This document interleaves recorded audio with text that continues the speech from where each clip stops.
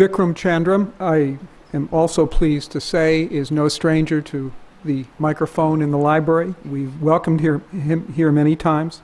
His latest work of fiction is Sacred Games, and he joined the English department in 2005.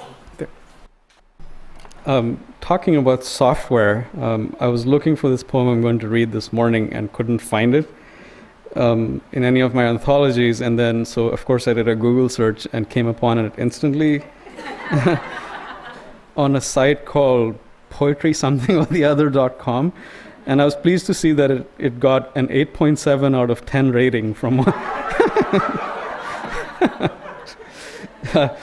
So of course Dave wanted to know which were the poems that were more than 8.7. So I plan to go back and do a query and see what pops up. I'm sure Kipling, as Dave pointed out, will be up there. This is a poem by Robert Hayden, who's a poet who was born in 1913, died in 1980, lived a lot in Detroit, was African American. I'm drawn to him particularly because he was one of those people who faced the paradox of identification. He refused to accept the label for himself, African American poet. He always insisted on American poet and got in trouble in all kinds of ways for that.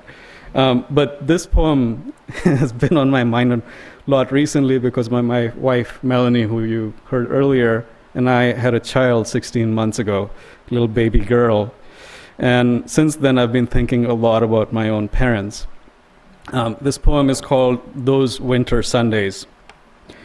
Sundays too, my father got up early and put his clothes on in that blue back cold.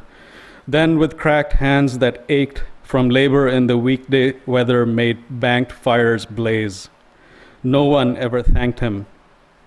I'd wake and hear the cold splintering, breaking. When the rooms were warm, he'd call, and slowly I would rise and dress, fearing the chronic angers of that house.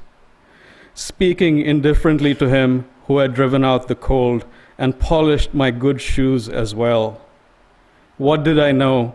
What did I know of love's austere and lonely offices?